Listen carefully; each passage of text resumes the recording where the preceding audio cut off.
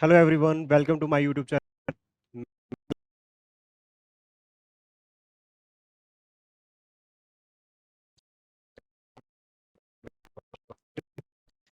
24 में 2019 evening shift. अब देखना से स्टार्ट होंगे ना आगे की shift में मैंने वो कॉन्सेप्ट आप लोगों को बताया है वही रिपीट हो रहा है। ठीक है, जैसे इवनिंग शिफ्ट की बात करूं तो बहुत सारे जो फर्स्ट में आपको कॉन्सेप्ट बताए गए थे ना वही यहाँ पे रिपीट हो रहे हैं। चलिए स्टार्ट करते हैं।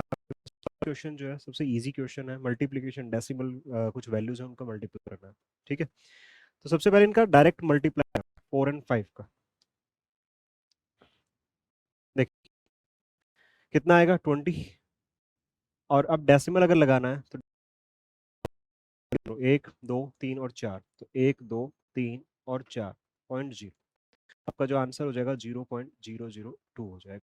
D is the right answer. बहुत सिंपल क्वेश्चन दे रखा था, कभी उसमें बहुत सिंपल क्वेश्चन दे देता है आप लोगों को ना एग्जाम के अंदर में। आप देखना हर शिफ्ट के अंदर में कुछ एक या दो क्वेश्चन मिलेंगे बहुत सिंपल होंगे, कुछ मॉडरेट लेवल के मिलेंगे, कुछ की लैंग्वेज होगी। तो वो आपको हर एक पॉइंट ऑफ व्यू से जज करना चाहता है कि अगर सिंपल क्वेश्चन है, थोड़ा हार्ड कैलकुलेशन है, थोड़ी कैलकुलेशन अच्छी आ जाती है, उस केस में आप क्यों, आपका माइंड कैसे वर्क, कितने क्वेश्चन अटेम्प्ट कर सकते हो, और ट्रिकी अगर कोई क्वेश्चन आ जाता है तो उसको आप कैसे हैंडल करते हो। तो वो हर चीज़ को आपको ऑप्शनल करते हैं, इसलिए आपको रेडी माइंड को उसी से करना है कि सिंपल क्वेश्चन आ जाए, आपको उतनी प्रैक्टिस करनी है इनको सॉल्व कर लो। ठीक है, बहुत सिंपल था आपके पास में, बहुत इजी क्वेश्चन था फर्स्ट।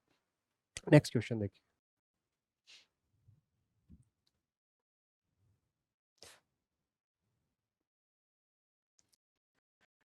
जी, आपके पास में the base of a right pyramid is a square with diagonal 16 unit. Its slant is 17 unit. What is its vertical height? एक समकोणीय है, पिरामिड का आधार 16 इकाई विकर्ण वाला एक वर्ग है। इसका तिर्यक तिर्यक भुजा और इसका ऊर्ध्वाधर ऊंचाई ज्ञात कीजिए। इसकी हाइट आपसे पूछी गई है। ठीक है, देखो मैं आपको बताता हूँ। सबसे पहले तो ये बात कर रहा है किसकी, पिरामिड की। और वो भी जिसका बेस क्या है आपके पास में, एक स्क्वायर। इसका बेस क्या है आपके पास में, स्क्वायर है। ठीक है, तो कुछ ऐसा होगा आपके पास में।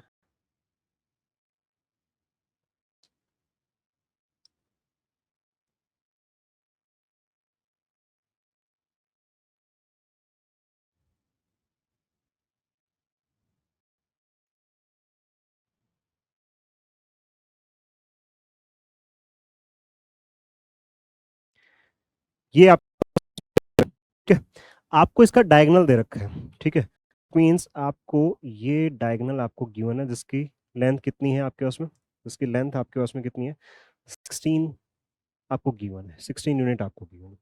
आपसे हाइट पूछी जा रही है। ठीक है, आपसे हाइट पूछी जा रही है, इट मीन्स इस पॉइंट से आपके पास में हाइट आपसे पूछी जा रही है।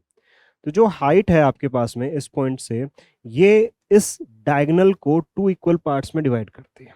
ठीक है, ये इसके बिल्कुल मिड पॉइंट के आपके पास में होती है, तो इसलिए इसको टू इक्वल पार्ट्स में डिवाइड करती है। तो यहाँ से ये जो वैल्यू है ना, ये कितनी है 8 हो जाएगी, 8 यूनिट हो जाएगी आपके पास में। उसके बाद इसकी स्लांट हाइट गिवन है। तो अगर मैं इस डायग्राम को अलग से बनाता हूँ ना तो ये कैसे बनेगा, ध्यान से देखना। ये इसकी हाइट है। ठीक है, ये वो जो डायगोनल है नीचे वो, और यहाँ पे ये इसकी स्लैंड हाइट है। इट मीन्स ये एक राइट एंगल ट्रायंगल यहाँ पे बनती है। ठीक है, यहाँ पे एक राइट एंगल ट्रायंगल यहाँ पे बनती है। अंदर में ये जो आपके पास में लेंथ है ये 8 है, स्लांट आपके पास में जो हाइट है वो 17 है, और आपसे हाइट h पूछी गई है। अब दो चीजें हो सकती हैं, राइट एंगल ट्रायंगल आप सब देख सकते हो, आप पाइथागोरस थ्योरम अप्लाई कर सकते हो, का आंसर बता सकते हो। लेकिन यहीं पर इसी क्वेश्चन में अगर आपको 3 से 4 सेकंड बचाने हैं, जो पाइथागोरस की कैलकुलेशन है उससे अगर बचना है, तो आपको यहाँ पे थोड़ा सा एडवांस काम पहले ही करना पड़ेगा, होमवर्क अच्छे से करना पड़ेगा। ठीक है, क्या आपको ट्रिपलेट से याद करने पड़ेंगे। ठीक है, आपको ट्रिपलेट से याद करने में 7 से 8 वैल्यू आपको याद रखनी है, आरआरबी जी के लिए मोर देन इनफ है, उन्हीं से वो क्वेश्चन बन जाता है। तो यहाँ जो ट्रिपलेट बनता है वो क्या बनता है, 8 15 और 17। और ये जो ट्रिपलेट्स है ना, अब जैसे मैंने इसमें ये 8 15 17 यूज किया, लास्ट में 3 4 और 5 यूज किया था, तो ऐसे में ट्रिपलेट्स आपको सारे याद करवा दूंगा जहां जहां यूज होंगे, और आप पहले ही अगर उनको देख के कर लें तो बहुत अच्छी बात है। ठीक है, 8 15 और 7 17। तो राइट एंगल ट्रायंगल में अगर एक साइड 8 है, हाइपोटेन्यूज 17 है, तो दूसरी जो हाइट होगी या ये जो साइड होगी हमेशा कितनी होगी, 15 होगी। मेरा आंसर क्या हो जाएगा, ये हो जाएगा। तो आप देखते ही टिक कर दोगे कि आंसर कितना आएगा, 15 आएगा। ठीक है, अदरवाइज यहाँ पे आप पाइथागोरस थ्योरम से इसको सॉल्व कर रहे होगे। तो ये इजी सा क्वेश्चन था एक आपके पास में जो मैं, नेक्स्ट जी। अब देखो ध्यान से, ये क्वेश्चन कितना इजी है, ध्यान से सुनना। जिस बच्चे ने क्लास में मेरे से पढ़ा है, उस बच्चे को इसका देखते ही पता चल जाएगा कि इसका आंसर क्या होगा। ठीक है, वो डायरेक्ट इसको टिक कर देगा ऐसे। क्यों, मैं इसके पीछे एक कहानी बताता हूँ, और आज के बाद में हर कोई बच्चा जिसने ये क्वेश्चन देखा होगा, अगर ऐसा क्वेश्चन एग्जाम में मिलता है आप भी ऐसा करोगे। क्यों, देखो ध्यान से सुनना। Two identical items are sold for rupees 200 each with 10% gain on one and 10% loss on the other.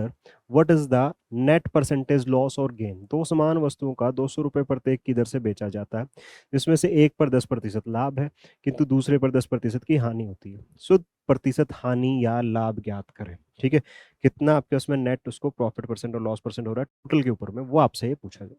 ठीक है, तो ध्यान से देखो, इसकी दो कंडीशंस है जो आपको पता होने चाहिए। ठीक है, वो कंडीशंस क्या है, देखिए ध्यान से मैं बताता हूँ आप लोगों को।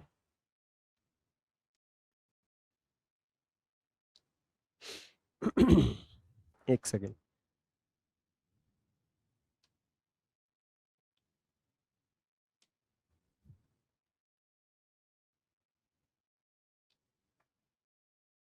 चलो ठीक है, इसी पे सॉल्व कर लेते हैं।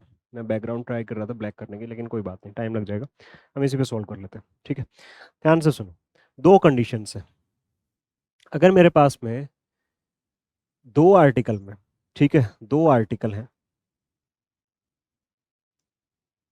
एंड दोनों का सीपी जो है, कॉस्ट प्राइस जो है, फर्स्ट कंडीशन है आपके पास में, कॉस्ट प्राइस जो है वो सेम है, प्रॉफिट परसेंट और लॉस परसेंट की वैल्यू इक्वल है। ठीक है, ध्यान से सुनना, फर्स्ट कंडीशन क्या है कि दो आर्टिकल है, दोनों का आपके पास में जो कॉस्ट प्राइस है वो सेम है, profit percent and loss percent आपके पास में इक्वल है। तो इस कंडीशन के अंदर always no profit and no loss, no profit and no loss होगा। ठीक है, नेक्स्ट, हमेशा ध्यान रखना कि अगर कॉस्ट प्राइस सेम है, profit percent loss percent same है, तो हमेशा नो प्रॉफिट नो लॉस होगा। सेकंड कंडीशन देखो, फिर से दो आर्टिकल है, सेलिंग प्राइस सेम है, सेलिंग प्राइस सेम है आपके पास में। ठीक है, फिर से profit percent and loss percent की वैल्यू इक्वल है, profit percent and loss percent की वैल्यू इक्वल है, ऑलवेज लॉस होगा, ऑलवेज लॉस होगा, और किसके इक्वल होगा, -x/y डिवाइड बाय 100% के इक्वल होगा। और जो ये माइनस जो शो कर रहा है, ये किसको शो कर रहा है, लॉस को शो कर रहा है। ये आपको ध्यान रखना है, ये माइनस किसको शो कर रहा है, लॉस को शो कर रहा है यहाँ पे आपके पास में। ठीक है, तो ये दो कंडीशन थी, दो आर्टिकल कॉस्ट प्राइस सेम है, प्रॉफिट परसेंट लॉस परसेंट है, हमेशा नो प्रॉफिट नो लॉस होगा। दो आर्टिकल है, सेलिंग प्राइस सेम है, profit percent loss percent equal है, हमेशा लॉस होगा, और किसके इक्वल होगा, -x/y डिवाइड बाय 100% के इक्वल होगा। बस इतना सा ध्यान रखना। अब इस क्वेश्चन को सॉल्व करने में आप लोगों को टाइम लगेगा नहीं। जैसे ही आप देखोगे कि इस क्वेश्चन के अंदर में आपके पास में दोनों आर्टिकल सॉल्व किए जा रहे हैं 200 ईच में, it mean selling price same है। फिर आगे देखा प्रॉफिट परसेंट लॉस परसेंट दोनों के सेम है, तो पूछ रहा है नेट क्या होगा, तो लॉस आपके पास में हमेशा लॉस ही होगा ना, तो इस केस के अंदर -10 × 10 divide by 100%, 1% loss, minus show करता है लॉस को, अगर आप लॉस देख रहे हो तो माइनस हटा सकते हो, ये इसका आंसर हो जाएगा। ठीक है, माइनस शो करता है लॉस को।